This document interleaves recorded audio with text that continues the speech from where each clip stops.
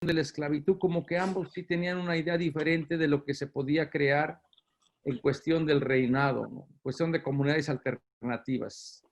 Vimos los personajes, quién actuaba, quién era. Vamos a ponerle aquí. Micrófonos, por favor.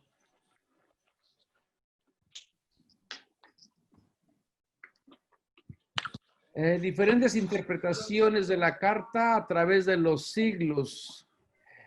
Primeramente, la más fuerte es que es la hipótesis del esclavo fugitivo. Y casi que inmediatamente toda la gente piensa de que esta carta se trata de un esclavo que se fugó de la casa de Filemón. Y acuérdense, que está también en la cultura grecorromana había muchos esclavos que se fugaban y que iban a encontrar refugio dentro de la casa de los amigos del amo. Entonces, esta hipótesis iría más o menos por ese rumbo, de decir muy probablemente eh, Onésimo iría a buscar refugio con Pablo, amigo de Filemón, para que intercediera en algún tipo de disputa. Y los que interpretan esta hipótesis, que interpretan el verbo corizo, el fue separado, como sinónimo de escapar. Pablo por allí habla de que en algún momento él fue separado, que fue separado de Pablo, ¿no?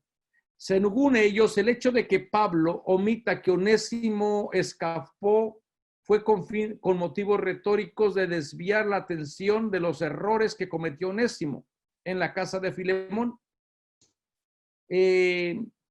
Existen muchos textos, como les decía, donde esclavos escapan de los amos, van con los amigos de los amos para que los amos intercedan en disputas ya muy personales de la casa.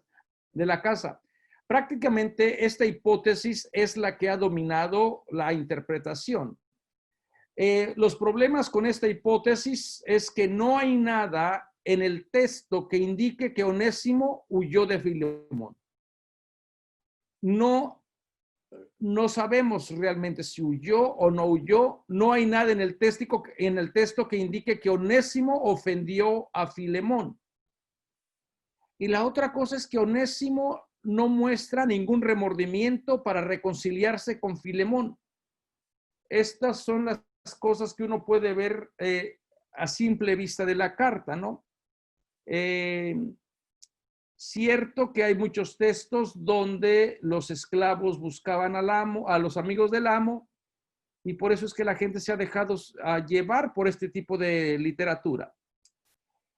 Hay otra hipótesis que creen que Onésimo sería enviado por la comunidad o por la casa de Filemón. Picasa por allí ha tratado bien estos temas cuando está hablando que en la cárcel, pues si no tienes a alguien que te ayude, te mueres de hambre. Necesitas alguien que te lleve comida, alguien que te lleve vestido, alguien que provea por ti, porque la cárcel solamente en el siglo I solamente era el lugar donde te guardaban, pero el Estado no iba a invertir ninguna economía en mantener a los presos. O sea, era bastante, en ese sentido, bastante cruel. No sé cuántos millones se invierten aquí para mantener las cárceles, los centros de detención. También esa es otra cuestión también de que dices, ¿vale la pena tener a tanta gente y que los impuestos se vayan para mantener estas instituciones donde hay muchas personas que están, que son presas inocentemente, ¿no? Entonces, esta hipótesis pensaría de que la comunidad, de la misma manera que la comunidad de Filipo envió de los filipenses, envió a Epafrodito, también esta comunidad, la casa de Filemón, está enviando a Onésimo para que vaya a asistir a Pablo. Entonces, en esta interpretación, Onésimo no escapó, sino que fue enviado por Filemón y la comunidad para ayudar a Pablo. Aquí hay similitudes con Epafrodito, que fue enviado por los filipenses a Pablo para atender mis necesidades. Entonces, esta es otra hipótesis. Problemas con esta hipótesis. Onésimo no se convierte hasta que abandona la casa y es poco probable que la iglesia envíe a uno cristiano para servir a Pablo.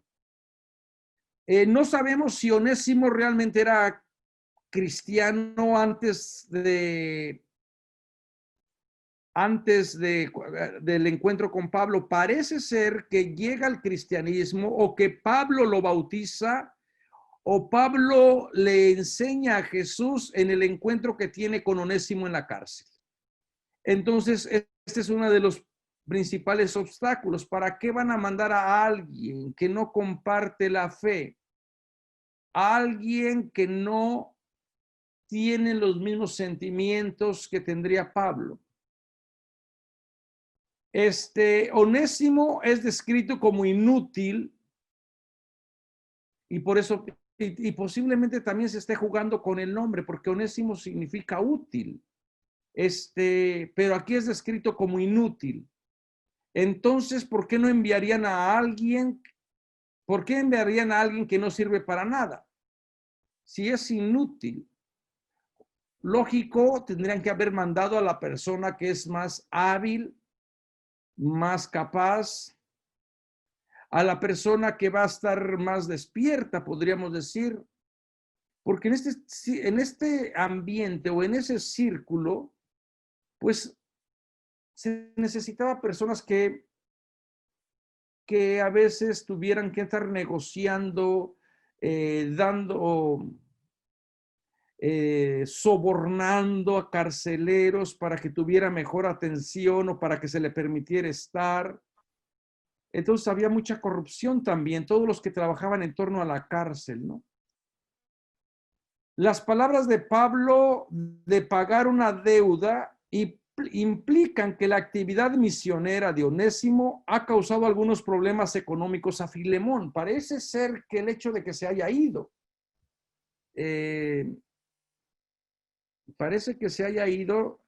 invita o da a pensar de que probablemente Filemón le vaya a cobrar o se vaya a cobrar con Pablo o con Onésimo. También habíamos hablado cómo los esclavos eran mercancía. El hecho de que estaban catalogados como mercancía, si un esclavo se escapa, pues se está autorrobando y este es un delito grave. Se está autorrobando porque está haciendo que la economía del amo disminuya. Entonces, se habla de un lenguaje como de deuda económica. ¿Estará Pablo entendiendo eso como una deuda económica? También hay otra teoría que es la teoría de la hipótesis de la intercesión. Onésimo buscó a Pablo para que intercediera entre él y Filemón en una disputa doméstica de algún tipo. En la literatura romana, los esclavos fugitivos generalmente buscaban a un amigo del amo para que intercediera en sus disputas. Así que es muy probable que Filemón tuviera algún problema con Onésimo y Onésimo, en la idea de encontrar buenas relaciones, recurrió a Pablo.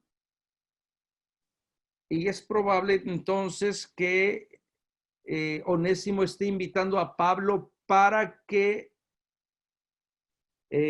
ponga una buena palabrita de parte de Onésimo, lo anime a regresar. Y después, esta hipótesis también tiene sus problemas, porque parece ser que no parece ser que no, no hay nada en el texto que diga que Onésimo realmente hizo algo en la carta, ¿no? Y esta carta se ha usado últimamente mucho, especialmente por la comunidad afroamericana, para poder resistir o para seguir perpetuando, para denunciar la injusticia que han sufrido esta comunidad a causa de los mandatos de esclavos obedezcan a sus amos. Por ejemplo, aquí en esta primera imagen, Slaves Obey Your Masters, hasta hace muy poco todavía se ven incluso hasta el día de hoy se ven en el sur. Se ven en el sur estas imágenes donde se invita a la comunidad negra a obedecer al amo citando porciones de la Biblia. Entonces, es muy probable que algunos biblistas afroamericanos son los que han dado mejor interpretación, basados prácticamente en su experiencia y basados en la manera en que ellos han sufrido a causa del abuso de la Biblia cuando a sus ancestros se les impuso abrazar el cristianismo, se les obligó realmente una religión y rechazaron la otra. Entonces, es esta comunidad la que ha dado más luces para interpretar esta carta de Filemón. Entonces, ellos creen que probablemente Onésimo rechazó el cristianismo debido a los abusos de Filemón. Tampoco en la carta, si somos honestos, no sabemos si realmente Onésimo era cristiano o si realmente Filemón era mal amo. Lo que sí podemos especular son las relaciones que se daban en torno a la casa, en torno a la figura del amo y el esclavo, cómo poder reconciliar a estos dos grupos. Por un lado, el sistema patriarcal, la institución de la esclavitud bastante bien afianzada. Y por otro lado, viene un tal Jesús, un tal Pablo, que vienen anunciando que en Cristo Jesús ya no hay distinción entre esclavo y amo, y que ambos pueden reunirse en torno a la mesa, compartir pan, compartir la memoria de un crucificado y soñar con que esas categorías pues son ya de alguna manera aniquiladas. Esto suena muy bonito. En la práctica, todo el mundo soñaría con este tipo de comunidad ideal, donde verdaderamente ya no importa si eres hombre, si eres mujer, si eres libre, si eres ciudadano. Pero en la práctica, muy probablemente los amos querían o esperaban que se les siguiera tratando como amos y los esclavos seguirían siendo esclavos. Entonces, es muy probable que esta carta es como unos lentes que nos dan para ver cómo serían las relaciones, las tensiones que creó, por una parte, el mensaje de Pablo y de Jesús en relación a los esclavos, y por otro lado, la situación de los que se convirtieron, pero no querían dejar sus privilegios. Hay mucha gente en los textos bíblicos del Nuevo Testamento donde se ven estas luchas internas. Pensemos, por ejemplo, en los ricos que van a seguir a Jesús, en los pocos ricos que aparecen en el texto. Parece ser que se van vinculando a la casa, pero les está costando dejar la riqueza. Y parece que los evangelistas recuerdan dichos de Jesús que posiblemente vayan al Jesús histórico y que dicen que no se puede servir a dos amos. No puede servir a Mamón o a Mamona y no puede servir al Dios que gratuitamente da, al Dios que provee. Entonces, ¿cómo reconciliar al hermano a los muchos hermanos y hermanas que no tienen, y reconcilias por otro lado al hermano que tiene y que tiene poder para mandarles, para gobernarles. Otro caso lo podemos ver también en la carta a los Corintios con la idea de la Eucaristía, de los que pueden traer algo a la mesa, de los que pueden verdaderamente compartir la comida, y de aquellos posiblemente los pobres que están trabajando los campos de sus amos y que no solamente llegan tarde a la comida cuando ya se han comido la comida y ya no les quedan ni las sobras. Y entonces, ¿qué es lo que dice Pablo? Que los esperen. Para que sea verdaderamente cena del Señor, tiene que estar presente también los que trabajan la tierra. Tienen que estar ahí.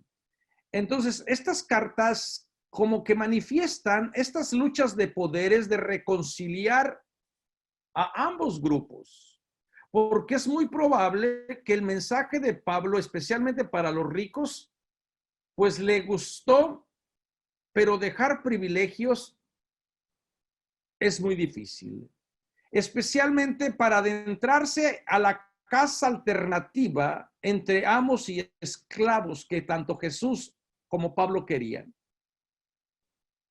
Entonces, muy probablemente las interpretaciones de los afrodescendientes de esta carta vayan en la línea correcta. A lo mejor hay un abuso de religión. Por eso es que era el título, no predicarás la resignación. Y para no predicar la resignación al grupo de los pobres o a la gente pobre con discursos de que tu riqueza está en el cielo, para no predicar la resignación, para decir eres esclavo, es porque Dios así lo quiere, tú no te preocupes, pero tú tienes un alma libre y pura cuando te mueras. Para no predicar este tipo de resignación, entonces parece ser que Pablo y Jesús soñaban o creían con comunidades alternativas donde todo mundo pudiera soñar, pudiera trabajar, pudiera sentirse hermano y hermana.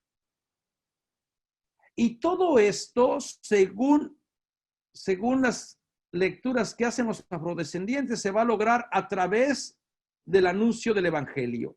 Y parece ser que Pablo va a recurrir también a la autoridad que tiene moral y dice, yo quiero que me lo recibas no como un esclavo, recíbelo como un hermano en Cristo. Todo es posible si tú dejas tus privilegios y si en el nombre del evangelio que libera, en el nombre del evangelio que es capaz de dar vida, entonces sí es posible soñar y sí es posible ser transformado con el poder del evangelio. Y parece que Pablo de esto está seguro cuando está afirmando de que aunque yo te lo puedo exigir, aunque yo tengo autoridad moral sobre ti porque tú me debes una deuda, yo te engendré a la fe entonces tú no me puedes dejar mal.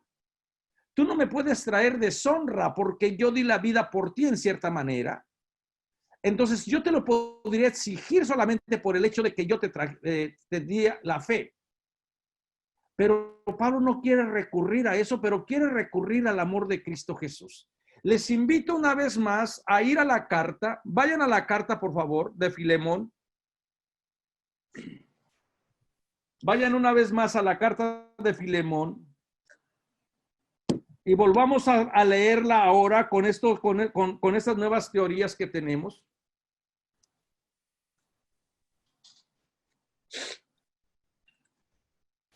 ¿En voz alta? Sí, a ver, vamos a pedirle a quién quiere leer. Yo. A ver, Roberto, por favor, lea otra vez la carta. Sí. Pablo, prisionero de Cristo Jesús, y el hermano Timoteo, te saludamos a ti, Filemón, nuestro querido amigo y colaborador, y a la iglesia que se reúne en tu casa, así como también a la hermana Apia y a nuestro compañero de lucha, Arquipo. Llegue a ustedes la gracia y la paz que proceden de Dios nuestro Padre y del Señor Jesucristo. No dejo de dar gracias a Dios siempre que me acuerdo de ti en mis oraciones, porque he oído hablar del amor y de la fe que manifiestas hacia el Señor Jesús y en favor de todos los santos. Que tu participación en nuestra fe común te lleve al perfecto conocimiento de todo el bien que ustedes poseen por la unión con Cristo. Por mi parte, yo he experimentado una gran alegría y me he sentido reconfortado por tu amor, viendo cómo tú, querido hermano, alivias las necesidades de los santos. Por eso, aunque tengo absolutamente libertad en Cristo para ordenarte lo que debes hacer, prefiero suplicarte en nombre del amor, yo, Pablo, ya anciano y ahora prisionero a causa de Cristo Jesús, te suplico en favor de mi hijo Onésimo, al que engendré en la prisión. Antes, él no te prestó ninguna utilidad, pero ahora te será muy útil, como lo es para mí. Te lo envío como si fuera yo mismo. Con gusto lo hubieras retenido a mi lado, para que me sirviera en tu nombre mientras estoy prisionero a causa del Evangelio. Pero no he querido realizar nada sin tu consentimiento, para que el beneficio que me haces no sea forzado, sino voluntario. Tal vez se apartó de ti por un instante, a fin de que lo recuperes para siempre, no ya como un esclavo, sino como algo mucho mejor, como un hermano querido. Si es tan querido para mí, cuanto más lo será para ti, que estás unido a él por lazos humanos y en el Señor. Por eso, si me consideras un amigo, recíbelo como a mí mismo. Y si él te ha hecho algún daño o te debe algo, anótalo a mi cuenta.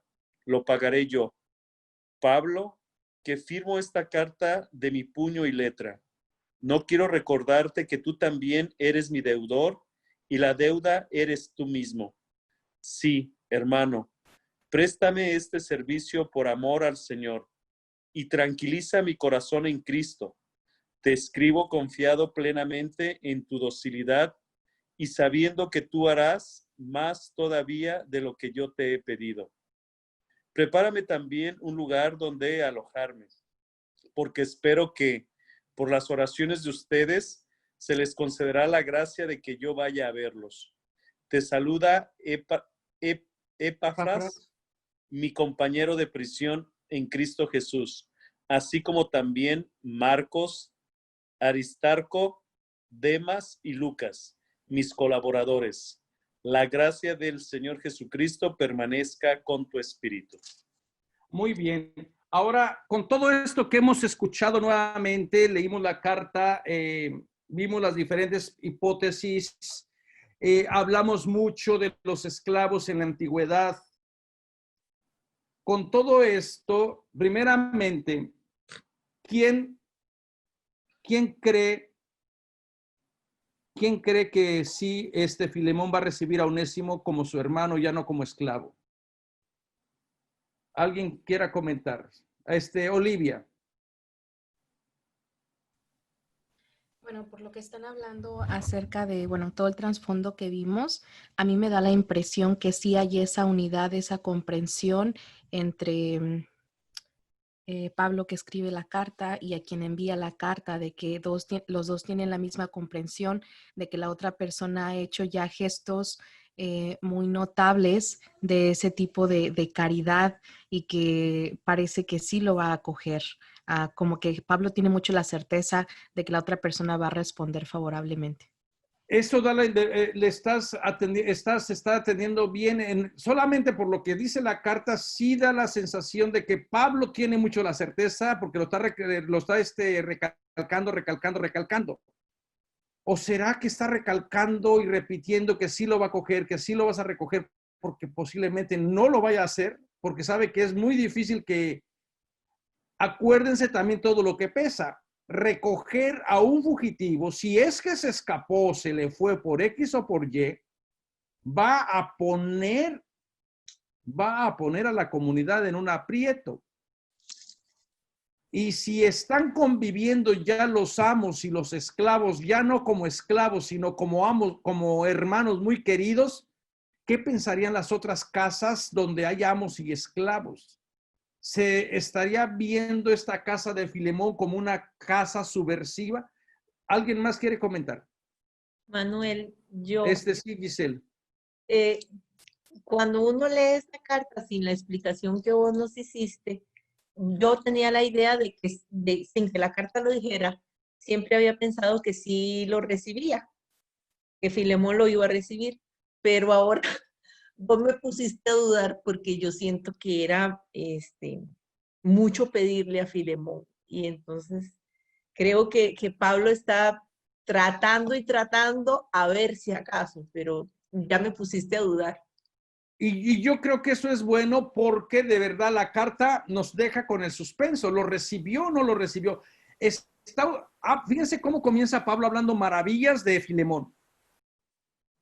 Creo que esas eran las maneras retóricas, ¿no? Si tú quieres hablar algo, o cuando se hablaba de la corrección fraterna, ¿no? Que se nos enseñaba. A ver, ¿cómo vamos a corregir la corrección fraterna? Primero háblale todas las cosas bonitas, todo lo bueno, y después ahí te va casi lo negativo.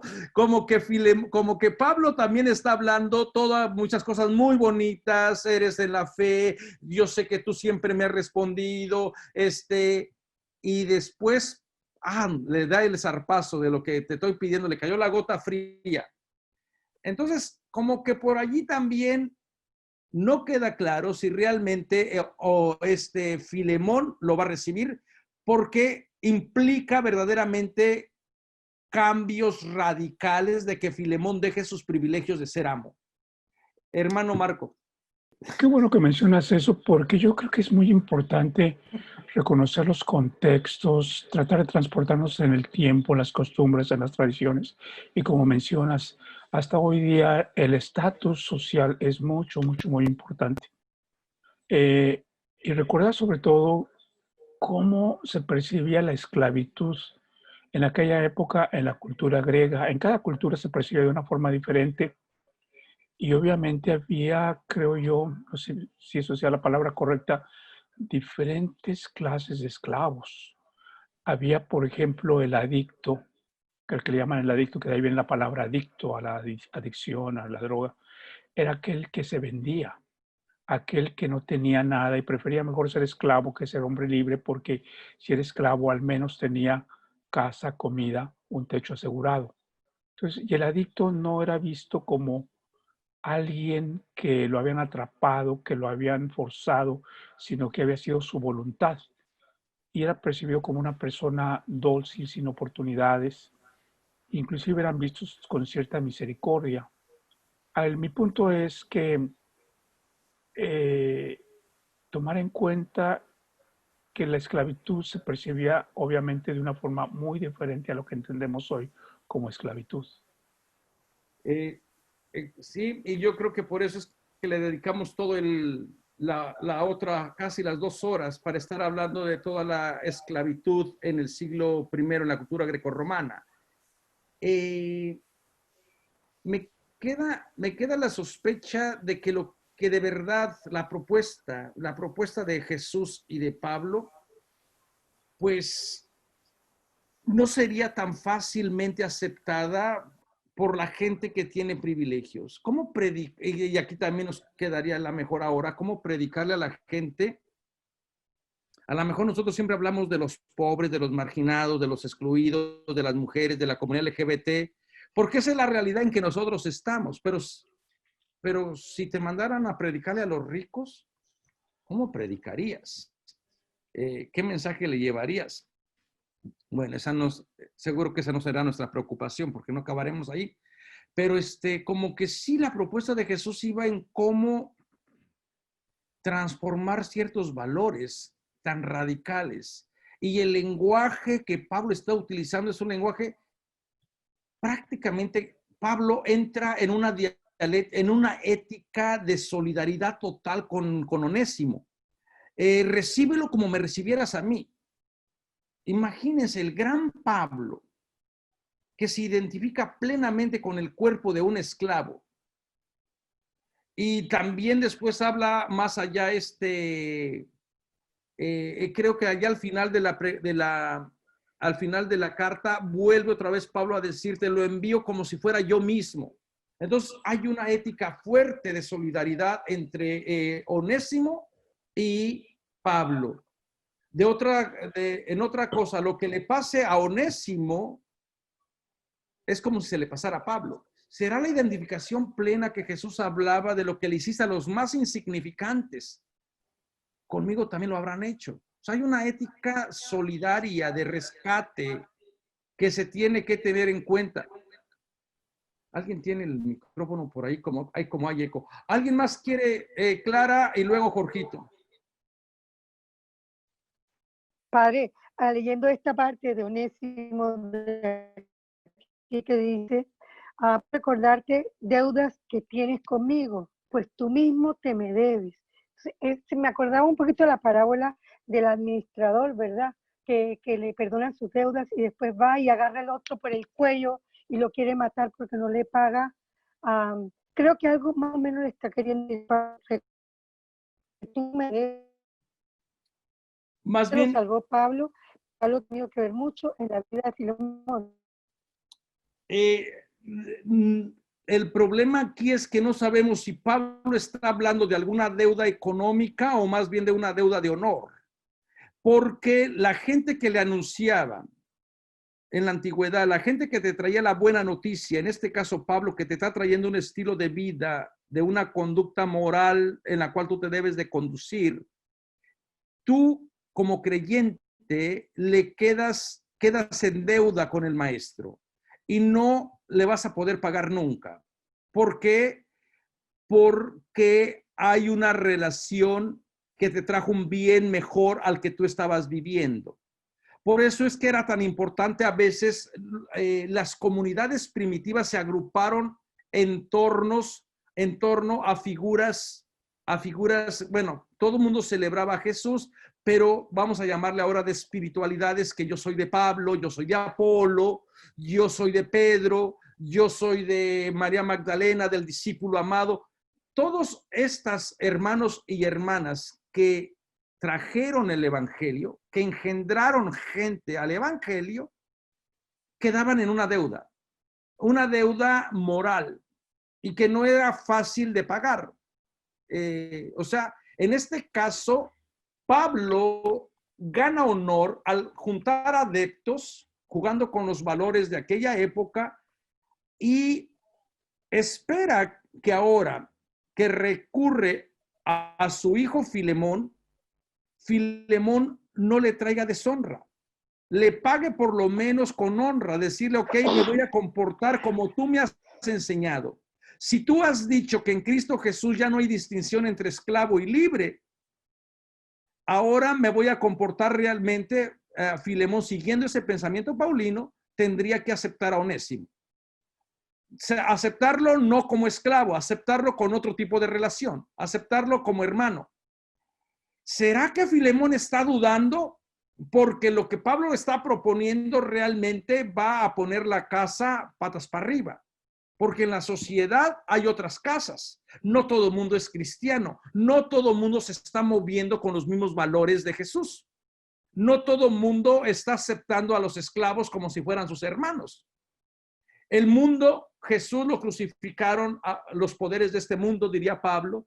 Pablo pasó con esta idea de querer unir en el amor universal que decía Picasso, reorganizar la casa, pero el mundo muy probablemente no iba a cambiar su manera de tratar a los esclavos por una prédica de una persona desconocida. Pero en cambio, la gente que quiere vivir con los valores que Pablo está proponiendo, pues va a tener que dejar de explotar o de oprimir o de esclavizar. Y esto parece ser que es lo que está detrás de esta carta. A un Filemón que se estará resistiendo, Y por eso Pablo apela a la idea de decir, yo te traje en la fe, yo te engendré, pero así como yo te engendré y te anuncié el anuncio del evangelio a ti y a su hermana Apia, perdón, no dice que sea hermana. Esta es otra de las cosas. A Apia, todos creen que es hermana o si no la esposa, porque las menciona. Pero sí dice de Apia o cómo se llama. En el versículo primero, cuando va el saludo. Apia. Apia. Apia. Todo el mundo la asocia como que fuera. ¿Y qué dice de Apia? ¿Qué título le da? Dice, así como también a la hermana Apia. A la hermana Apia son títulos honoríficos.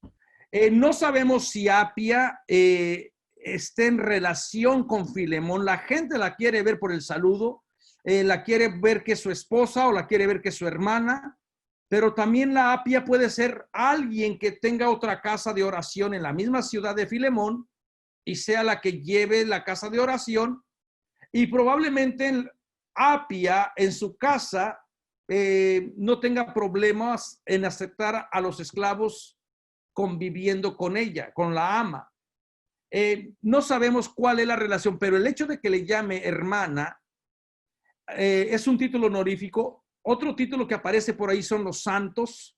Estos son títulos de cómo se describían, cómo se le daba la identidad a los cristianos. No tenemos todavía una identidad que sea cristianos. Todavía Pablo les llama hermanos, hermanas, los santos, los consagrados. Entonces, de la misma manera que Pablo engendró en la fe a Filemón y a la hermana Apia, ahora Pablo también ha engendrado a otro grupo de personas que son esclavas en la figura de Onésimo, y prácticamente le está dando, primeramente, Onésimo tiene un nombre. Ya no es cuerpo, ya no es soma, como estábamos viendo anteriormente con la cultura griega, ya no es una herramienta de trabajo, ya no es un animal de dos patas, ya no es basura, como la gente estaba acostumbrada. Entonces ya no se le va a poder abusar, ya no se le va a poder maltratar, ya no se le va a poder crucificar para las personas que vivan de acuerdo a los valores que Pablo está proponiendo. Entonces Pablo le está dando una dignidad a Onésimo, de un hermano querido, y se está identificando prácticamente con la figura de Onésimo. Ahora, aceptar este mensaje de parte de los que ya recibieron el llamado de Jesús, pues es ahí donde nos queda la duda. ¿De verdad lo aceptaría? ¿O será todavía como lo que nos ha pasado hasta el día de hoy? Tantas cosas importantes, bonitas que escuchamos y que son bien bonitas y fáciles de aprender, pero en la práctica vivirlas, en la práctica vivir con esos valores de decir, ya no tengo estos prejuicios de que el que es negro, que el que es blanco, del que esto y del otro. Esos son secundarios. En Cristo somos todos una familia. Hasta en la práctica, hasta el día de hoy, todavía cuestan estas barreras. Entonces, lo que Pablo está proponiendo iría totalmente contra cultura. Y es ahí donde nos queda la duda. ¿Filemón se enganchó a la propuesta en sus acciones o solamente Filemón fue creyente en la escucha? Dijo, ok, suena bonito, pero a ver cómo dejo los privilegios. Jorgito, parece que tenía alguna pregunta. Hola, Padre Manuel. Pues sí, interesante todo esto. Hace un momento usted decía cómo poder predicar a los ricos, Padre. Híjole, no lo sé, pero definitivamente hay muchos ricos que están involucrados en sectas, ¿verdad? Como por ejemplo, digo, por citar algunos, el hijo de Salinas, que está en una secta de aquí de Estados Unidos, así como también la hija del periódico de Reforma, y luego todavía algunos involucrados en el ámbito artístico, también con la famosa La Luz del Mundo, ¿no? Con este señor. Entonces, con el hermano Nazón. Exactamente. Entonces, pues lastimosamente, pues ahí es donde ellos predican o ahí donde ellos, no sé, se identifican. Pero usted decía volver a los valores iniciales, o sea, realmente estas sectas no tienen esos valores iniciales. Hay más bien, pues una conveniencia en donde estos ricos, en donde usted, la pregunta que decía, ¿dónde pueden predicar los ricos? Pueden predicar en donde haya una conveniencia económica, creo yo. Y entonces, definitivamente, y donde separan, ¿no? En donde, por ejemplo, personas como yo, en donde me puedo identificar con Jesús, con Dios, todo eso, pues es en la religión católica, ¿no? No es de que, no en estas sectas en donde, ay, no sé si me estoy metiendo en problemas, pero no es en donde tenga que cantar. Quizás no es mi estilo, es solamente, digo, me identifico más con la religión católica, en donde es orar, meditar, pedir, pero también trabajar sobre, de y para quién. Eso es lo que me identifica. Lo demás, pienso yo que es un poquito más de ventaja. Entonces, digo, mi punto a final de cuentas es donde usted decía, ¿dónde pueden predicar los ricos? Pues yo creo que en estas sectas, en donde pueden obtener un beneficio económico, padre. Lucrar con el evangelio. Voy a darle la palabra a Araceli y luego al padre Marco. Araceli. Sí, padre, una pregunta. Aquí donde le dice Pablo, ¿verdad? Que le regresa a Onésimo. Dice, pero hubiera querido retenerlo aquí. Dice, pero lo envío sin tu consentimiento, no quise hacer nada, para que tu buena acción no sea forzada, sino voluntaria. Entonces, está diciendo Pablo que lo quiere retener ahí, sirviéndole a él, y por otro lado le está pidiendo la libertad con Filemón. Parece ser que él quiere, la estrategia de Pablo parece ser es que me gustaría que Onésimo se quedara conmigo sirviéndome aquí en la cárcel. Pero quiere reconciliar a Filemón con Onésimo. Y por eso es necesario enviarlo. La otra pregunta sería importante saber, ¿por qué lo envía Pablo? ¿Por qué no lo retiene si él tiene la autoridad?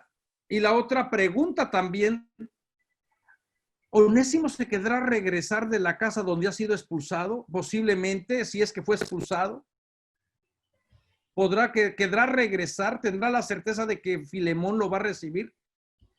Marco. Acá, prende la luz, el teléfono. Prende el micrófono. Ay, que prendas el micrófono, lo tienes apagado. Ay, hermanos claretianos. Padre Marco tiene el micrófono apagado. Tienes el micrófono apagado. ¿Estamos listos? Ah, sí, ya.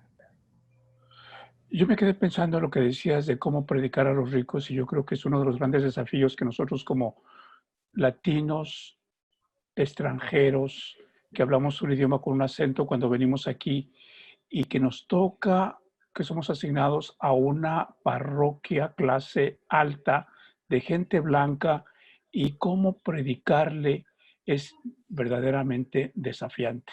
Mucho, mucho, muy desafiante, y sobre todo en una cultura donde se tiene esta actitud de que nosotros somos los más poderosos, nosotros lo sabemos todo, lo conocemos todo y no necesitamos de nadie.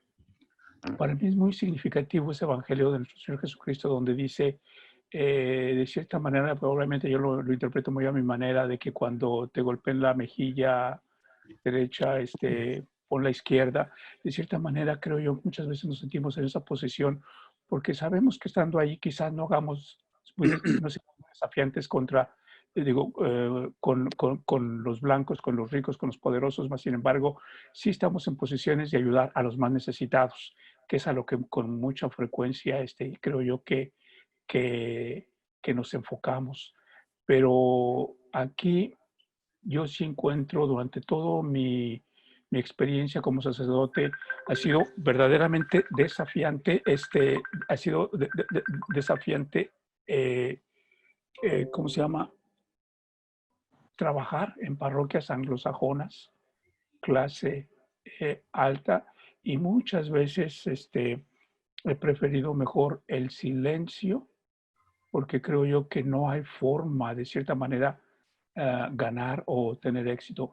Por otro lado, sí es muy fácil convertirse uno en alcahuete, y no tan solo aquí en los Estados Unidos, sino también en América Latina, de los ricos, de los poderosos, como es el caso de nuestro querido arzobispo mexicano Rivera, con el alcahuete ¿cómo se llama?, del presidente, de todos ellos, que inclusive da coraje. Es mi compatriota, es de Durango, es del pueblo donde yo soy, pero ese señor es una vergüenza. Fue una vergüenza. Y sigue siendo una vergüenza. Sigue siendo una vergüenza. Roberto y luego Juan Raúl. Sí, yo creo que el hecho de ser pobre no es una garantía de la salvación, y el hecho de ser rico tampoco significa como sinónimo una riqueza. Estoy hablando de pobreza y riqueza económica, ¿verdad? No es tampoco una situación donde seamos condenados o X cosa, ¿no? Ya yo creo que la iglesia en sus diferentes dones o cosas que da para servirles, ya ahí hay muchos grupos, ¿verdad? Y no salgo a la defensa de ninguno, como la Opus Dei, los legionarios o las grandes élites, ¿no? Pero también hay una forma de trabajar para ellos, ¿no? El evangelio es para todos, como decía el chiste, ¿no? Es para todos y todos, ¿verdad? Entonces, yo creo que más bien tiene que ver con la actitud y con la situación de la apertura. Puede ser esclavo, puede ser libre. Indudablemente, yo también me voy más hacia mi realidad, que es el pueblo, que es los que somos callados, etcétera. Pero definitivamente yo creo que ninguna de estas cosas te garantiza. Yo creo que más bien es cuestión de tener apertura hacia lo que es el evangelio, ¿no? Yo creo que va muy en la línea de Jesús, ¿no? El pobre no se salva por ser pobre, sino por las opciones que haga. Y también el rico no se condena por ser rico, sino también por las opciones, por vivir los valores que Jesús propone. Valores donde ya entren a reinar, bueno, el compartir, entren a reinar también el tener, que el pobre tenga acceso a la riqueza y que no se le vea como instrumento. Yo creo que al final es vivir con los valores de Jesús. Señor Raúl y después Juan Pablo.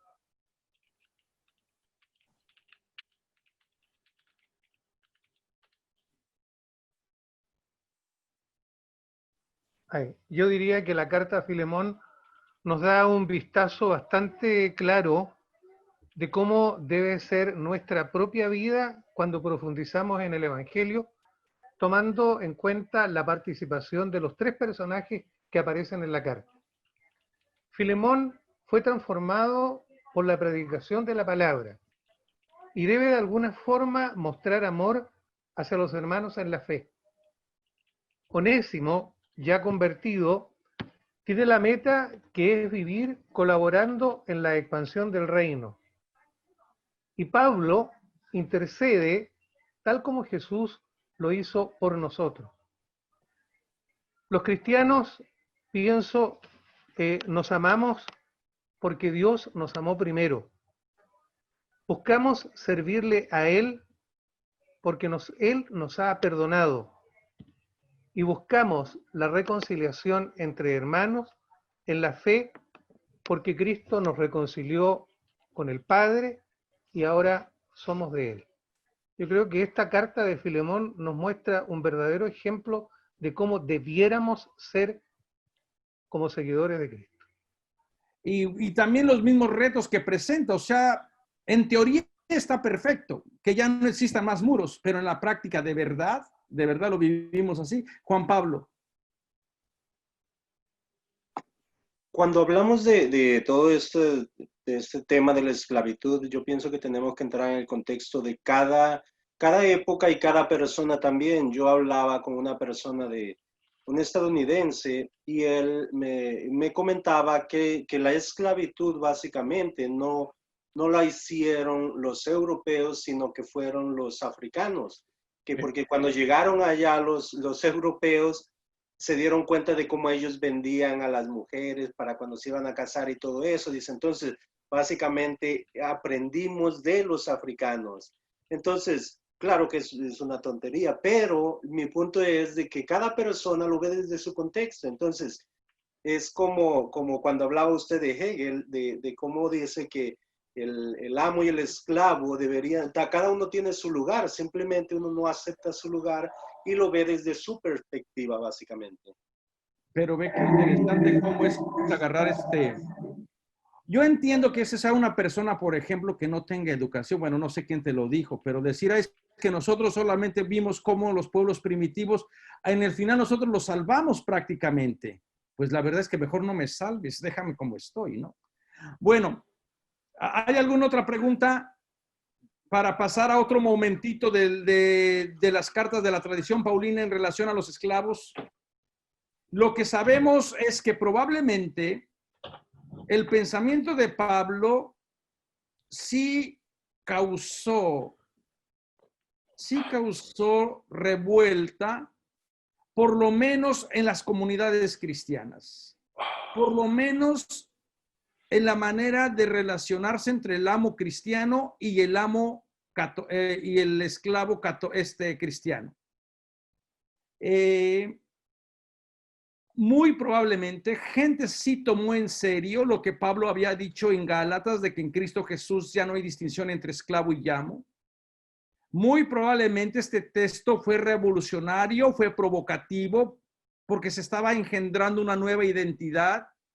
Y es muy probable que esclavos cristianos apelaran al texto de Pablo y dijeran, tú me tienes que tratar no como si fuera una cosa, no como si fuera basura. Ahora tengo una identidad que me la da Cristo Jesús.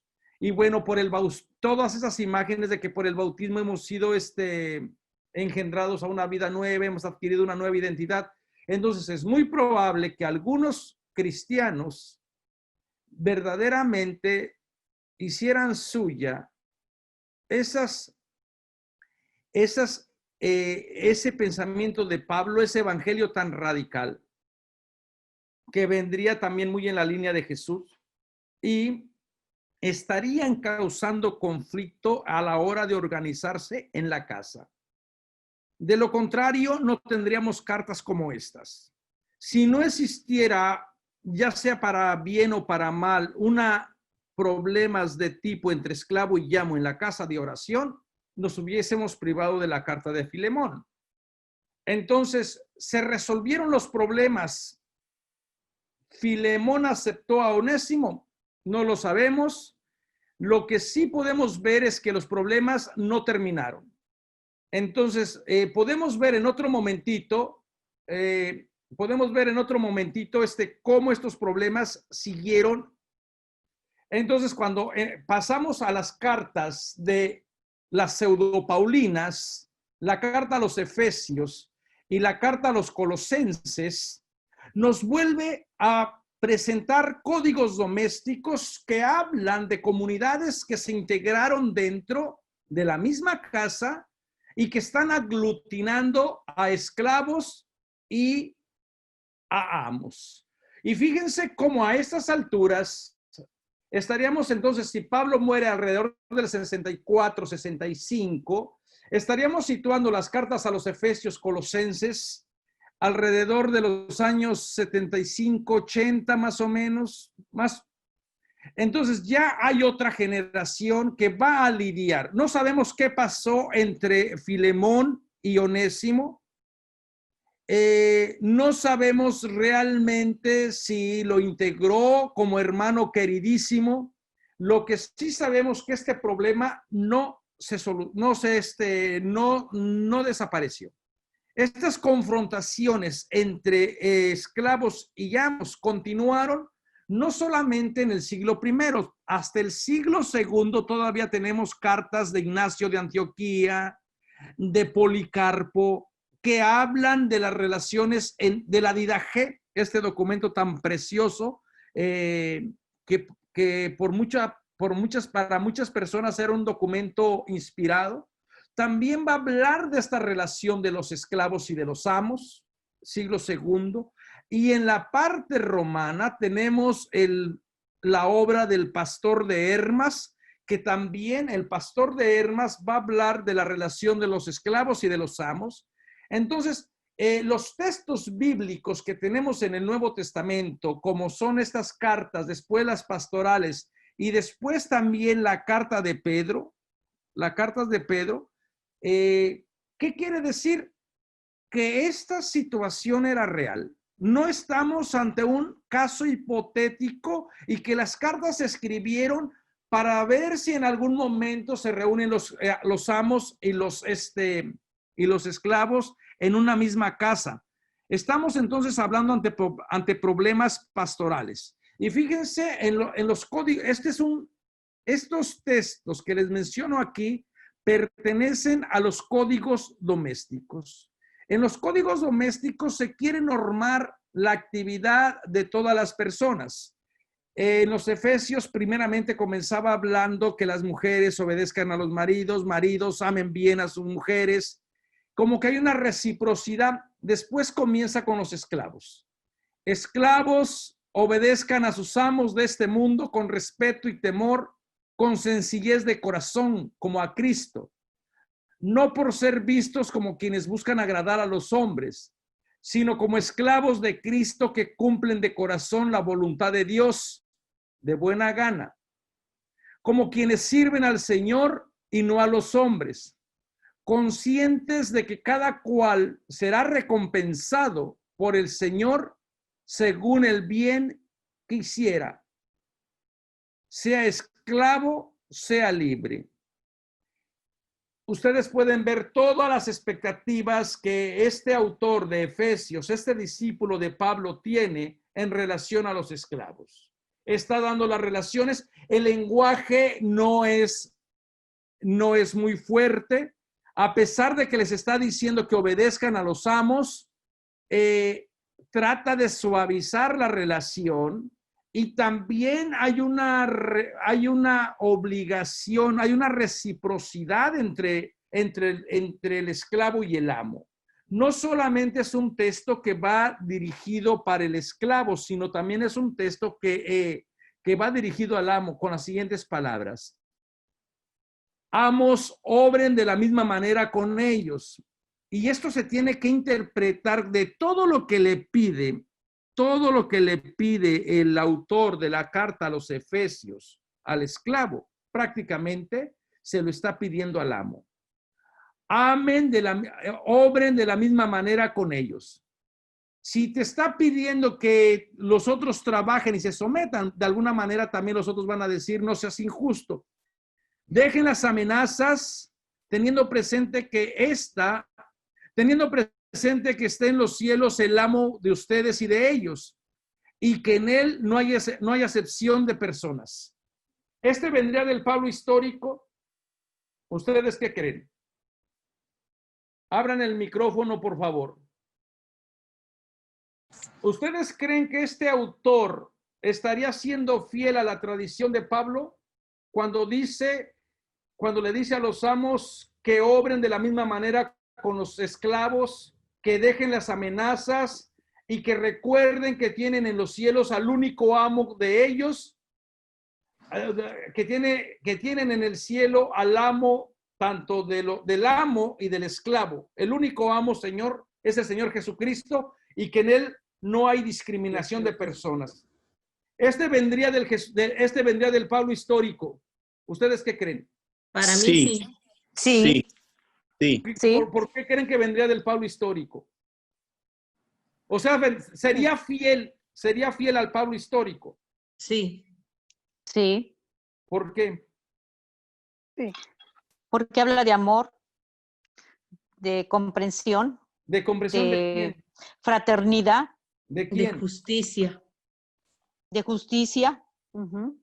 ¿De justicia de quién? Porque Para los ahí esclavos.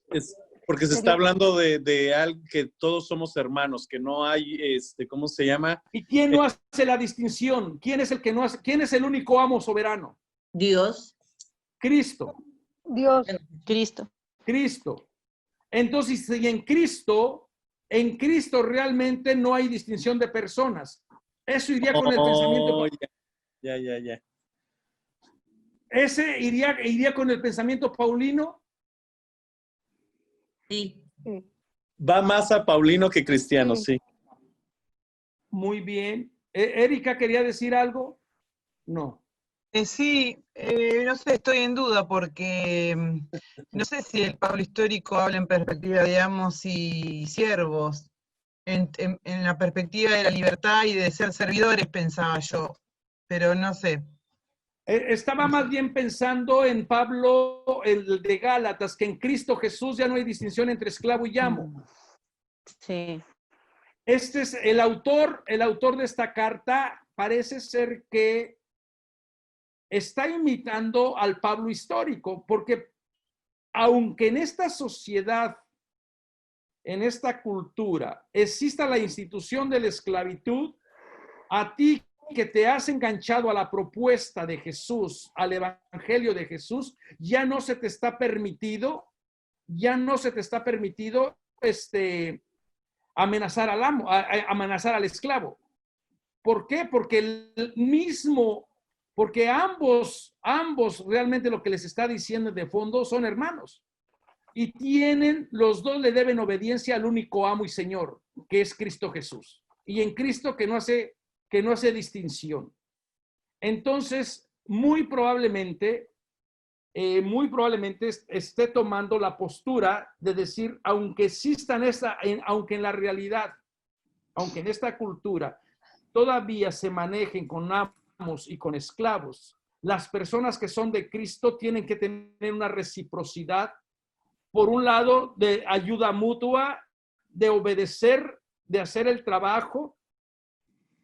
Por allí también posiblemente el Jesús histórico, tenía aquel dicho de, ¿acaso el amo los podrá felicitar por haber hecho lo que tenían que hacer? Cuando ustedes tenían que hacer lo que se les mandó, digan, somos esclavos inútiles, que no hicimos más que lo que teníamos que hacer. Entonces aquí hay una nueva relación también, pero hay reciprocidad todavía. Este señor entonces le sería fiel al pensamiento paulino. Bebió bien del pozo de Pablo en cuestión de las relaciones de esclavo y de amo. Es cierto que hay más recomendaciones para el esclavo, pero aún así espera que el amo trate también con cierta dignidad al esclavo, porque ambos forman parte de una nueva identidad donde el único Señor y amo es Cristo Jesús. ¿Alguien tiene algún comentario a este texto? Entonces, miraríamos que este texto viene de la tradición paulina. No habría ninguna, parece que le fue fiel. Después, el otro texto es de Colosenses 3:21 y 4:1. Fíjense bien otra vez. Esclavos, obedezcan en todo a sus amos de este mundo, no porque les vean como quien busca agradar a los hombres, sino con sencillez de corazón en el temor de Dios. Todo cuando háganlo de corazón, como para el Señor y no para los hombres, conscientes de que el Señor les dará la herencia en recompensa. El amo a quien sirven es Cristo. El que obre la injusticia recibirá la injusticia, que no hay acepción de personas. Otra vez, amos, den a sus esclavos lo que es justo y equitativo, teniendo presente que también ustedes tienen un amo en el cielo. Vean cómo este mismo autor también parece que utiliza el mismo vocabulario, pero parece ser que ya cuando habla de que tienen un mismo señor, un mismo amo, ya parece ser que este amo solamente es no nos dice que este mismo amo sea también el amo de los esclavos, o que ya no tenga diferencia. Parece que, pero todavía podemos ver la reciprocidad de ambos textos. Todavía podemos ver que por lo menos toda la tradición paulina de esta generación está tratando de vivir con los valores que Pablo había dicho de que en Cristo Jesús ya no hay distinción entre el esclavo y el amo, o pidiéndole a Filemón que tratara bien al Onésimo, que tienen otros problemas, otras dificultades y que recurren a otros argumentos, pero parece ser que la esencia todavía está allí. La esencia de que en Cristo ambos pueden coexistir dentro de la comunidad. Y la verdad que llama mucho la atención cuando uno entra a las pastorales, cómo el lenguaje cambia totalmente. Cómo el lenguaje es violento, autoritario y también cómo se va a distanciar de las enseñanzas del Pablo histórico y también de las enseñanzas de estos hermanos que llamamos el pseudo Pablo, del autor de Efesios y Colosenses, y prácticamente solamente va a tener sentencias, obligaciones para el esclavo y no para el amo. Y el lenguaje es bastante fuerte. Fíjense, 1 Timoteo 6:1-2. Todos los que están como esclavos bajo el yugo de la esclavitud, consideren a sus dueños como dignos de todo respeto. Habla de dueños, de esclavos, de yugo. Ahora, la idea del yugo, siempre que aparece en la Biblia, la mayoría de las veces aparece con un sentido peyorativo, un sentido de carga, de explotación y de opresión. Entonces, esta es una imagen que está muy bien seleccionada para este tipo de textos, ¿no? Todo el mundo entiende lo que es un yugo. Yo creo que no hay necesidad de... Todo el mundo sabe lo que es el yugo, ¿verdad? Sí. Sí. Sí. Ok. Entonces, la idea del yugo se había empleado en la tradición deuteronómica para señalar la ley que entraba en relación de que tenías que obedecerla como una carga. Tenías que entrar en este tipo. Después los profetas hablaban del yugo en un sentido de opresión.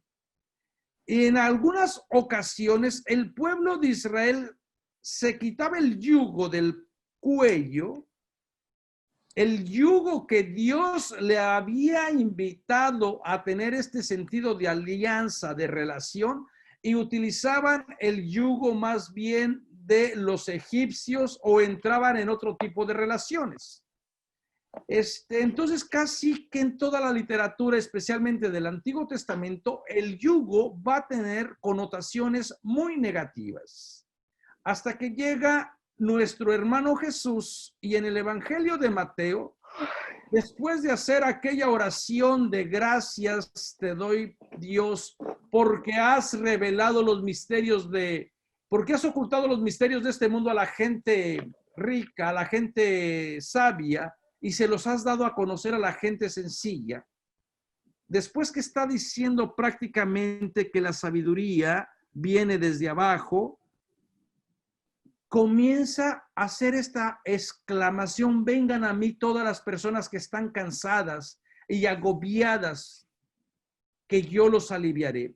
La propuesta entonces de Jesús es aliviar.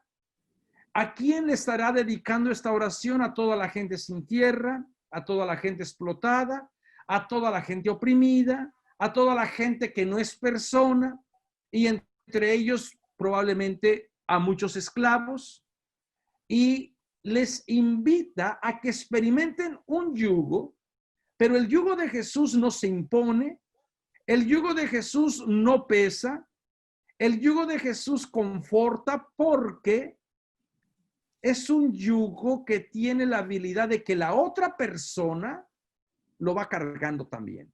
Y cuando se carga el yugo entre dos y no se te avienta para que tú cargues el yugo, entonces la carga se hace ligera.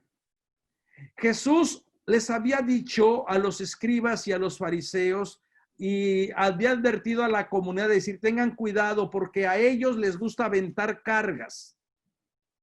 Les gusta desde el centro de la autoridad de poder, donde tienen para estar legitimando, para estar prácticamente diciendo quién no cumple la ley, para estarles viendo, echando en cara todas las violaciones que la gente pobre no puede cumplir al entrar en contacto con la tierra, con cuestiones de impureza, pues los van a hacer sentir no solamente mal, sino también lejos de la misericordia de Dios.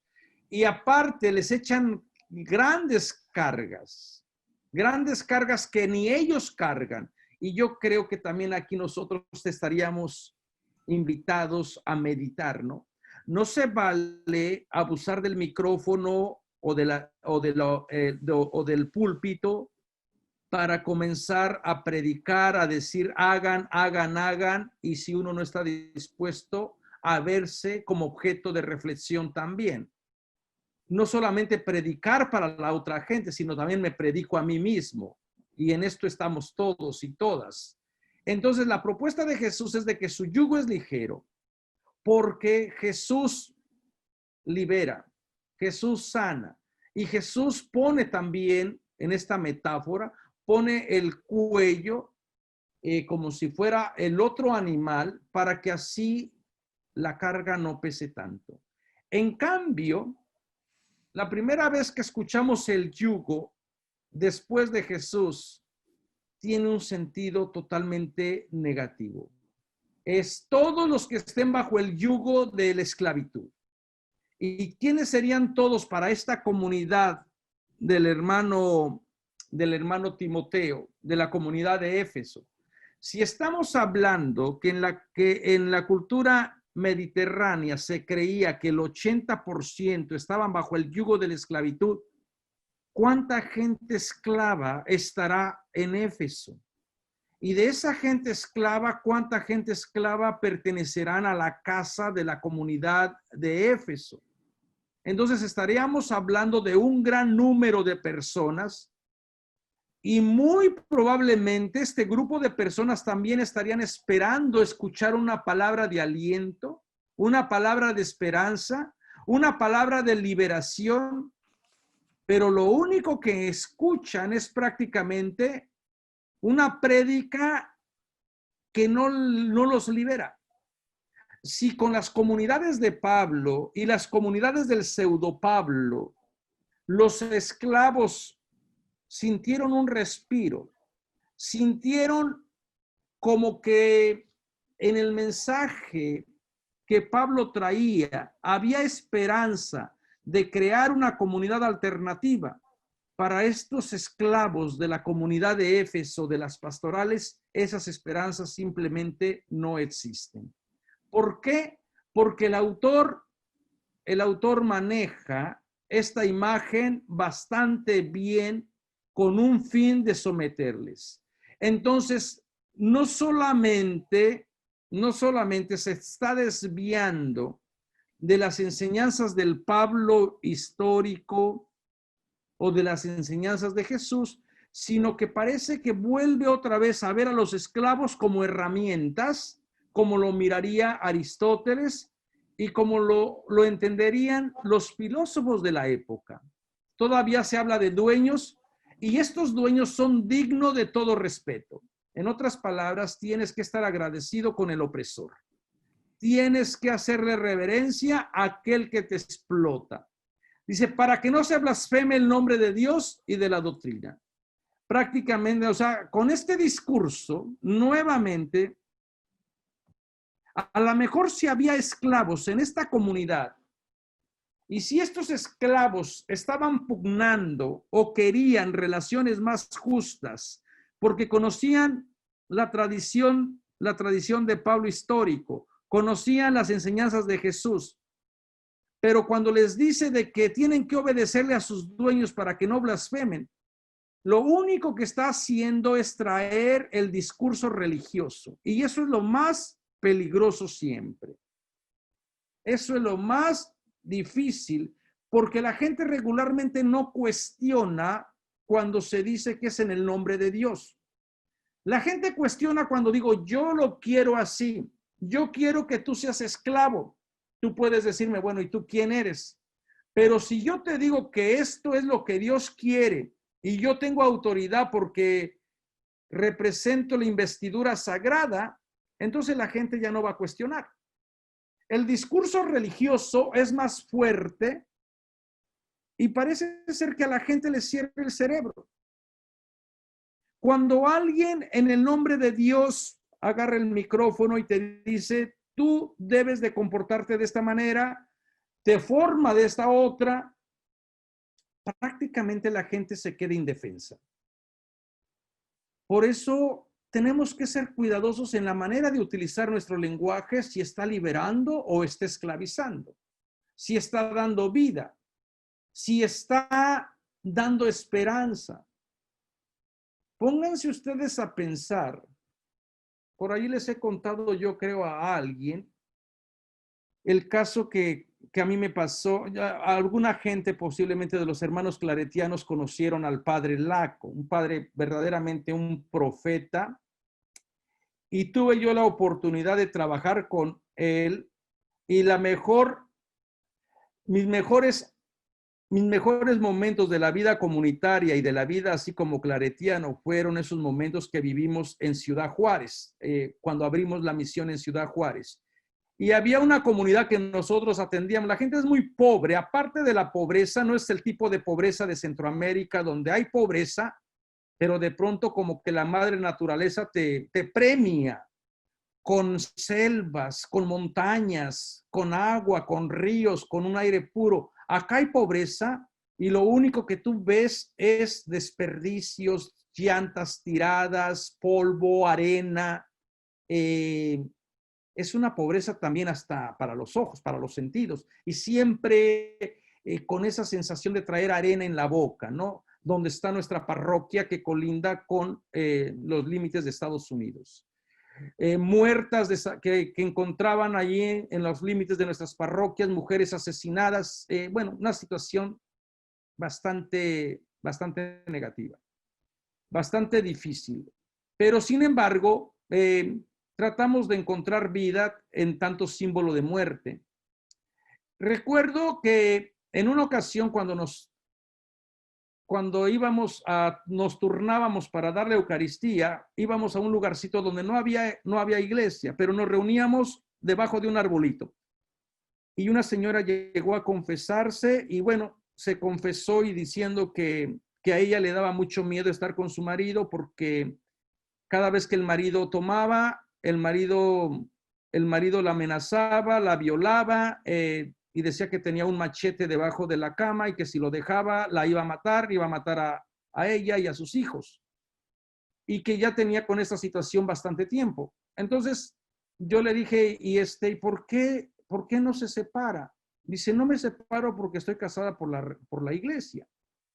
Y bueno, ya traté de decirle de que la gente se casa por amor, se casa en compromiso, en responsabilidad, en cuidarse, y que cuando eso falla, pues se puede cuestionar realmente si está casado o no. Si solamente hay miedo, si solamente hay temor, pues la mujer parece ser que le dije, piénselo, medítelo, si ya esto que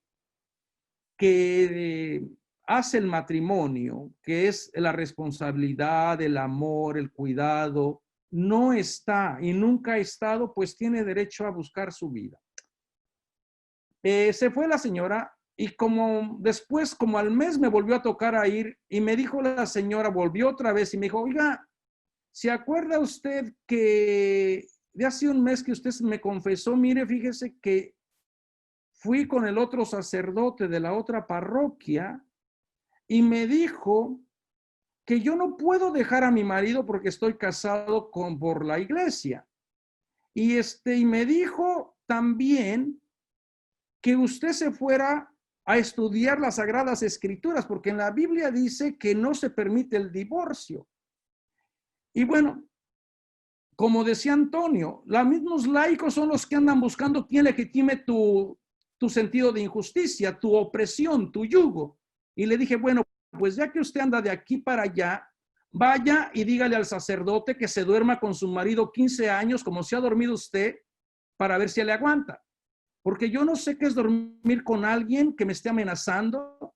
Yo no sé qué es dormir con alguien que tenga debajo un machete, que me sienta prácticamente usada. Y la señora se quedó así como que nunca pensó que le iba a contestar.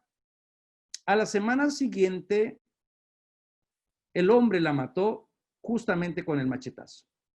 Pero después, reflexionando en esto ahí en comunidad, dije, realmente no la mató el hombre, realmente la mató el discurso del sacerdote, de que la volvió a atar.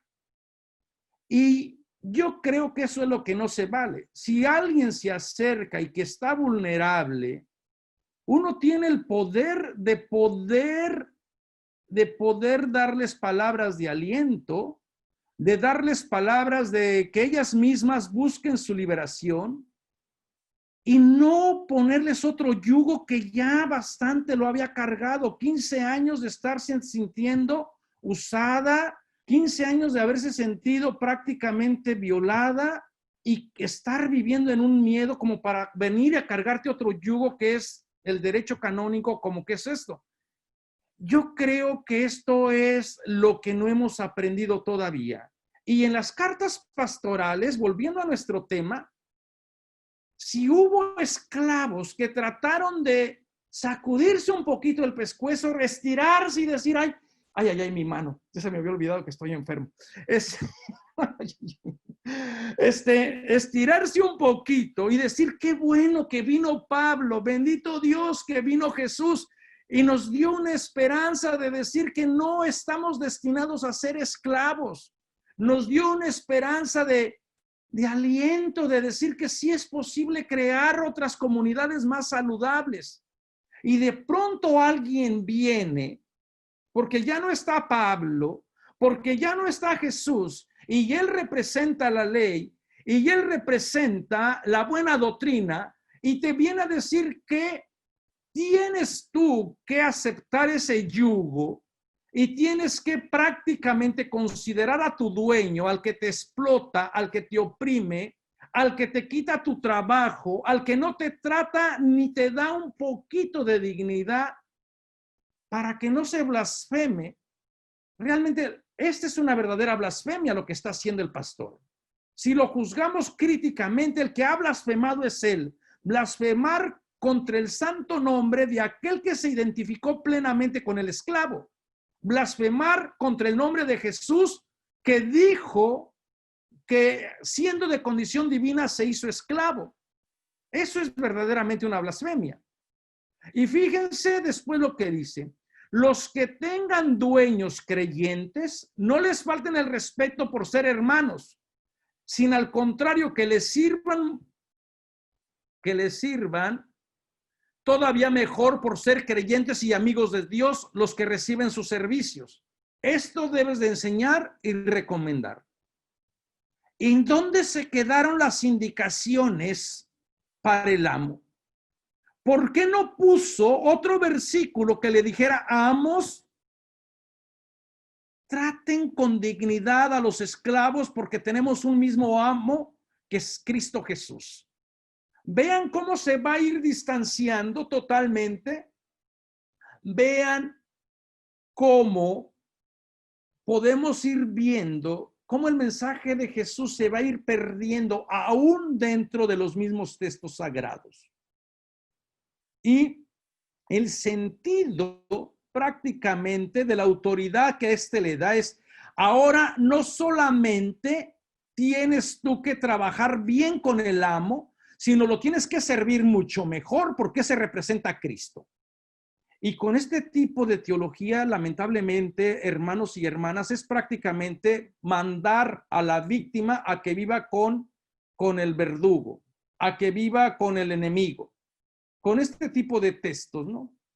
Y lamentablemente no hay ninguna reciprocidad entre el amo y el esclavo. Todo gira en torno a beneficio del amo.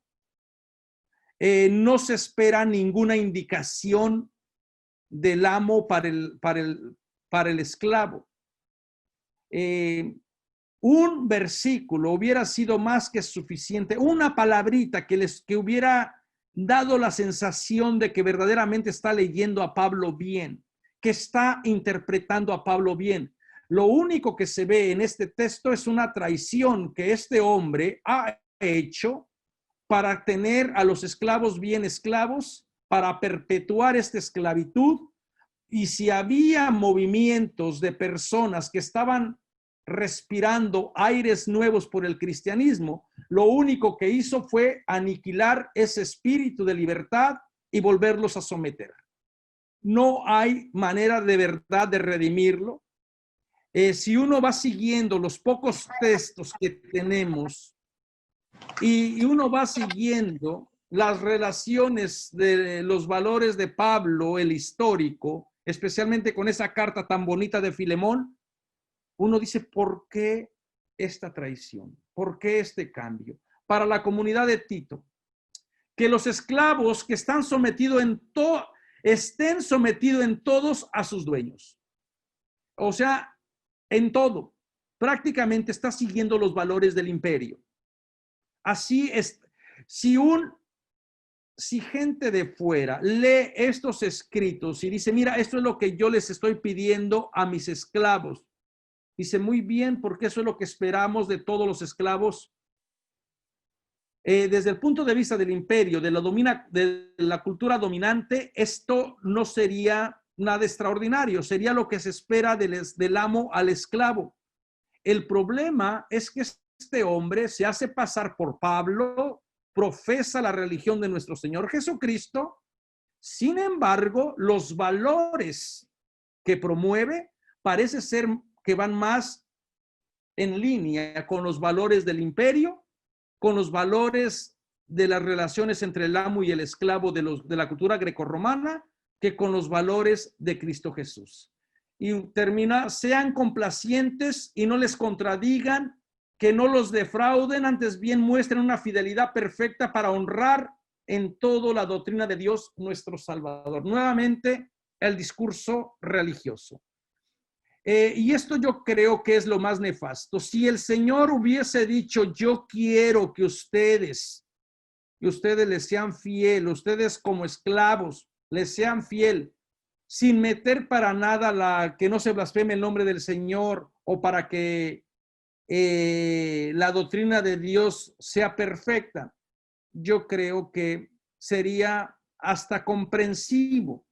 Pero cuando utilice el lenguaje sagrado para fines de sometimiento, yo creo que hay que denunciarse. Ahora,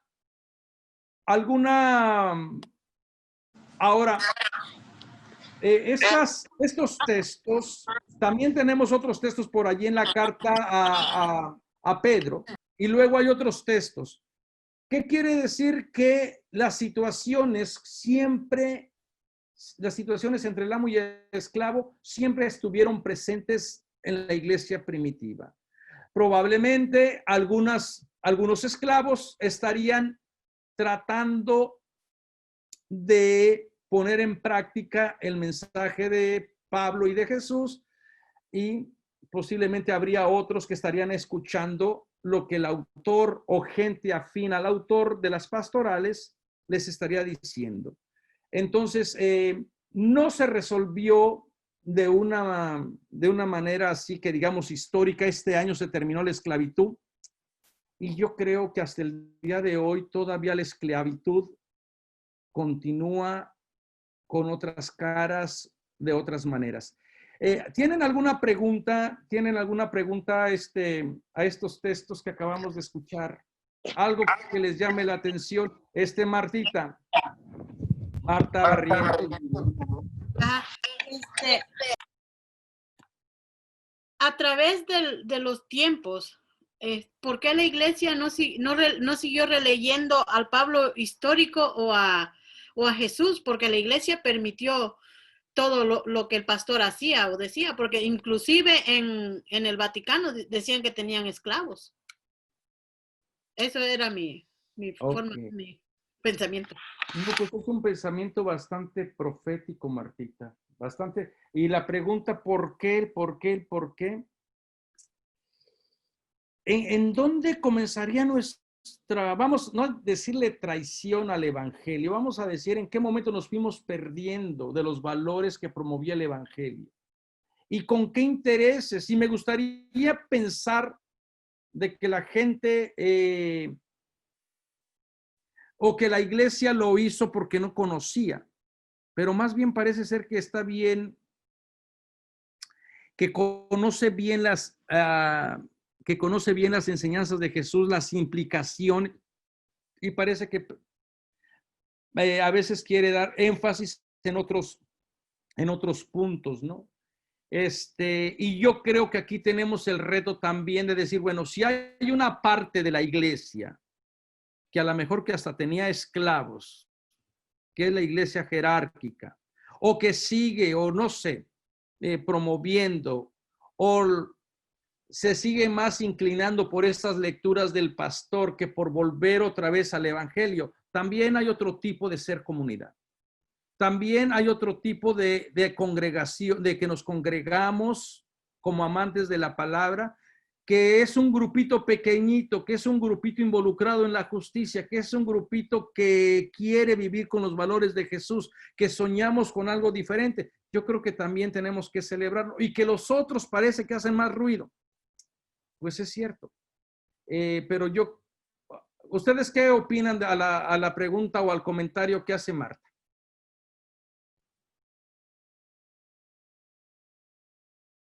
¿Alguien quiere opinar o Erika? No, nomás un comentario concreto. Justo hoy tuve que dar un examen a la mañana y el tema era ministerios y carismas en catequesis. Y el texto que tuve que estudiar se basaba básicamente en el análisis de Tito y Timoteo, fundamentando, justificando y legitimando los ministerios desde esas cartas en principio. Y yo me pregunté lo mismo que vos, Marta, exactamente lo mismo, y haciendo el paralelo, lo que compartíamos ayer, lo que vos nos proponías como lecturas, era la antítesis de la lectura que me propusieron ingenuamente o por tradición para pensar el tema. Y me parece que hay, como vos decís también, Manuel, caminos, opciones, y luces en distintos ámbitos, a veces contradictorios y paradójicos, pero bueno, vamos, la libertad a la que estamos llamados es una nueva experiencia. Pero abrimos los ojos, lo mismo que cuando vamos a la parroquia o a los espacios eclesiales y ves quiénes son las personas que barren o que cumplen determinadas funciones vinculadas a cuestiones más serviles, y uno las ve que se reproducen, con buenas intenciones. Pero bueno, la pregunta es, ¿qué pasa ahí? ¿Qué hacemos ahí también todos? Yo siempre digo que a veces la gente se pelea por el papel protagónico, ¿verdad? Por el micrófono. Pero nadie se pelea por sacar la basura, por poner las mesas, las sillas en su lugar. Pues yo creo que deberíamos de reflexionar esta pregunta de Marta. ¿En dónde dejamos estas experiencias? ¿Alguien más quiere comentar algo acerca de si ven un poquito cómo se va desviando en la actitud de los cristianos? ¿Qué piensan? Clara. Yo pienso que se van volviendo el imperio, ¿verdad? Como dijiste tú, que estas cartas de Tito y Timoteo son un poquito rígidas, ¿verdad? Que están haciendo como que están yéndose con el imperio, ¿verdad? Que no les queda de otra. Entonces cuando Martita estaba hablando, yo estaba pensando exactamente lo mismo. cómo nos desviamos, dónde quedó este Jesús, dónde quedó el Evangelio de Jesús para que llegáramos a esta carta tan fuerte de Tito. Ustedes tienen que atender a sus amos y quédense así y toman el nombre de Dios como para que sea todavía más fuerte.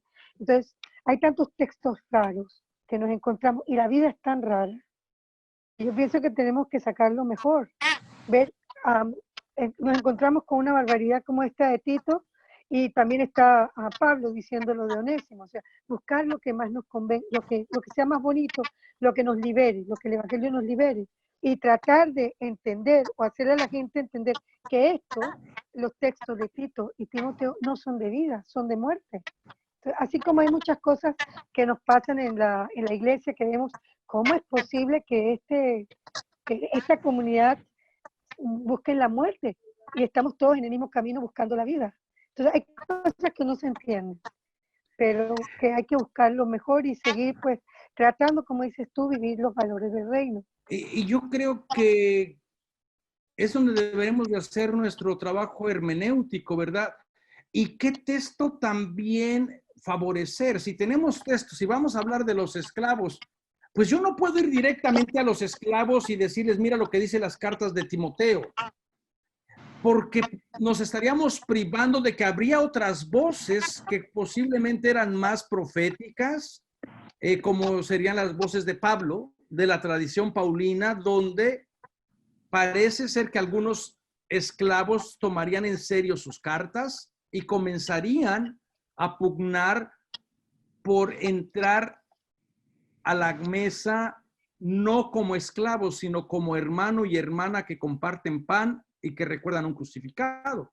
Entonces, yo creo que sí podemos ver, hacer este tipo de trabajo hermenéutico, pero lamentablemente casi siempre se enfatiza más este texto, más el texto. ¿Por qué? Porque está tratando de normar una conducta o justificar una actitud.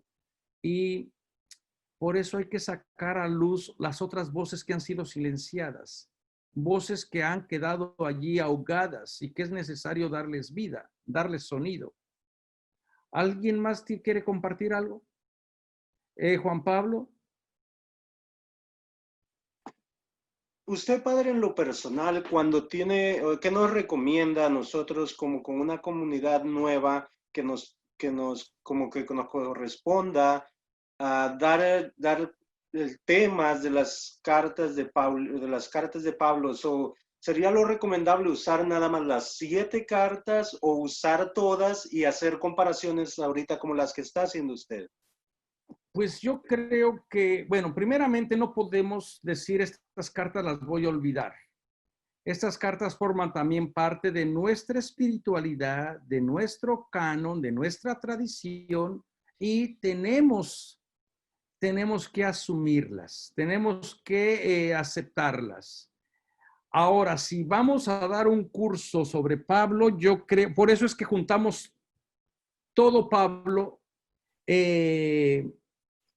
el Pablo histórico, el pseudo Pablo y el antipablo. Yo creo que podríamos dar o formar este curso y ir viendo cómo se va a ir transformando el pensamiento por las diferentes épocas, ¿verdad? ¿Con qué finalidad? Y con la finalidad también de pues de ir recuperando el amor al Pablo histórico. Mucha gente odia a Pablo, lo odia porque lee estas cartas y piensan que es de Pablo. Lo odian porque creen que Pablo cayó a las mujeres y les dice, mujeres, no les permito que hablen.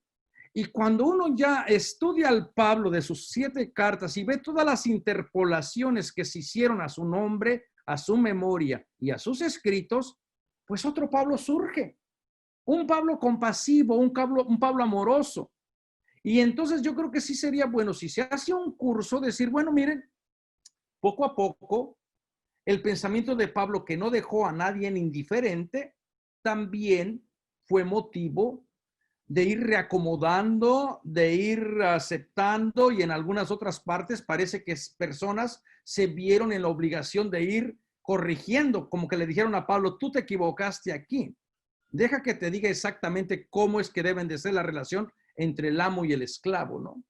Entonces, si se formara un curso, yo creo que tendrían que ir dando estos momentos históricos para llegar a la conclusión de decir, bueno, no puedes tú absolutizar un texto.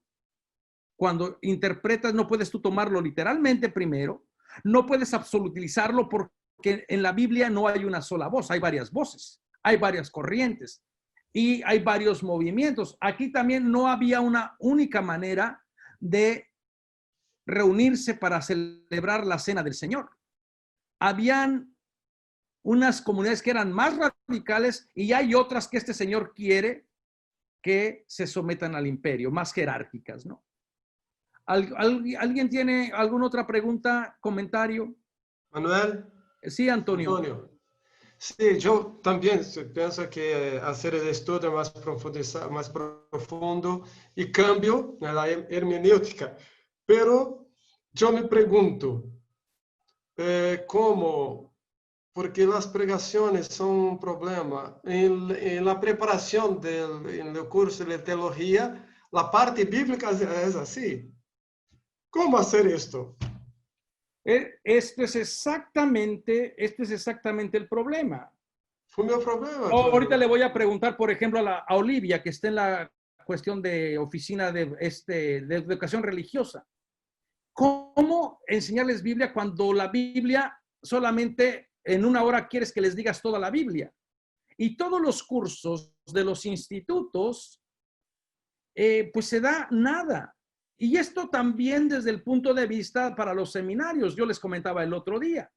Para la formación que viene, con la revisión que se ha hecho, que viene desde Roma para Biblia, con 4 cursos la gente se puede graduar. Los sacerdotes se pueden graduar. De tal manera que las personas que ya llevan su tercer año del IBICLA, tengo la certeza de que están preparados bíblicamente que muchos sacerdotes. Pero lamentablemente la misma gente no te va a dar a ti la credibilidad que le da al sacerdote, por lo que ustedes hemos constatado. Entonces yo creo que aquí sí tenemos un gran problema y yo participo en otro instituto donde doy Biblia, en el Instituto Hispano, de donde se graduó Juan Pablo, donde está Olivia, y Noelia, Marta, de allá me los he jalado. Y la verdad es que también la Biblia, pues solamente son 2 cursos, 3 cursos, 2 cursos, ahora ya lo aumentó otro, porque yo le dije, oye, auméntale otro. Pero también a ellas sí se lo piden. Entonces yo creo que aquí estamos ante un problema de más radical y más difícil de resolver, porque todavía como que la Biblia no es parte de nuestra cultura. Entonces, por eso es que hemos creado estos institutos que se dediquen única y exclusivamente a la Biblia. Y que, bueno, nos dediquemos. Y yo creo que la propuesta para nosotros claretianos, servidores de la palabra, es seguir creando, seguir reproduciendo estos modelos donde se sigan creando espacios. No debemos de perder lo que ya teníamos. La experiencia que hicimos en Medellín, tenemos que recuperarla. Y ahora con la aprobación del padre Henry, que nos invitó, que nos dijo que teníamos que volver a recuperarla. Y no está por ahí Jaime, si no estaría bien contento. Pero yo creo que sí, tenemos que seguir luchando, pero sí es bien difícil tratar con el currículum que se tiene de que la gente se enamore de la Biblia, ¿no? Había otro instituto que me invitaban 2 semanas, una semana para dar toda la Biblia. Le dije, ¿sabes qué? Buena suerte, ¿no? Me sentiría mal para decirte, ¿sabes qué? Nada más la Biblia tiene tantos libros y esto ya. ¿Qué más puedes decir?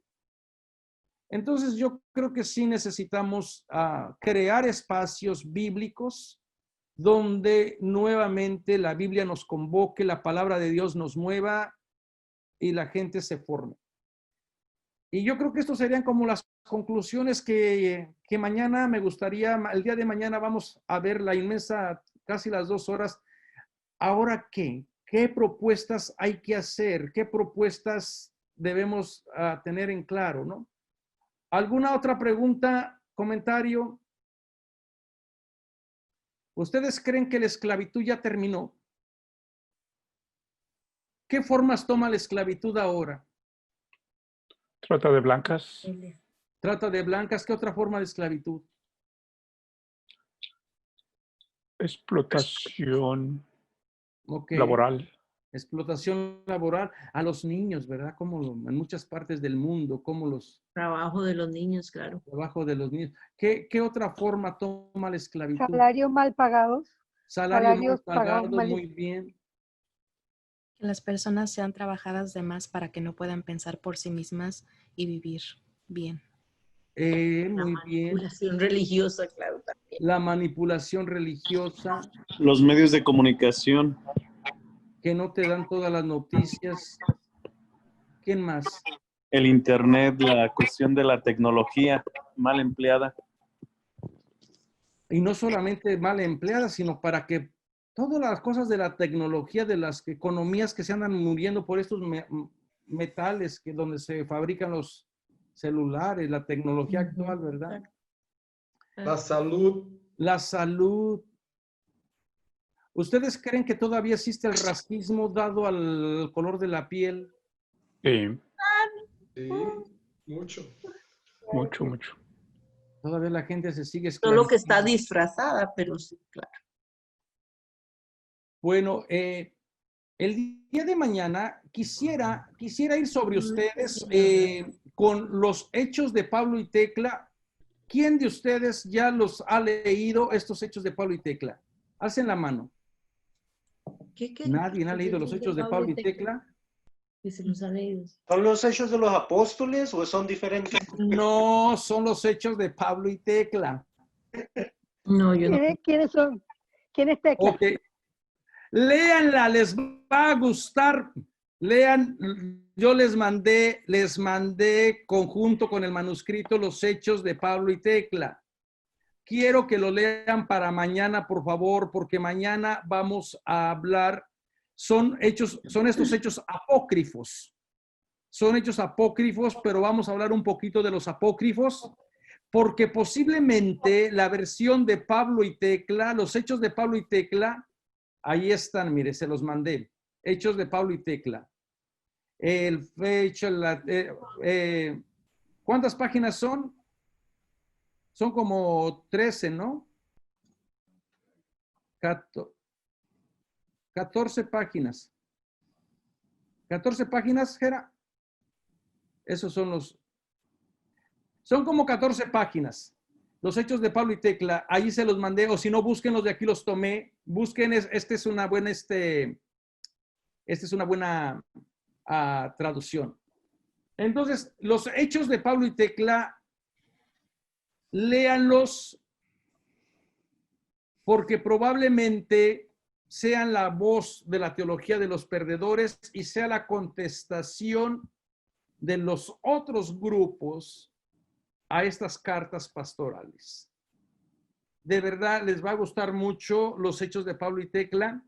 Y después vamos a hacer, el día de mañana, vamos a abrir el diálogo para hacer una especie de evaluación de todo el curso, de lo que se ha vivido y también con propuestas de aquí, ¿qué hacemos?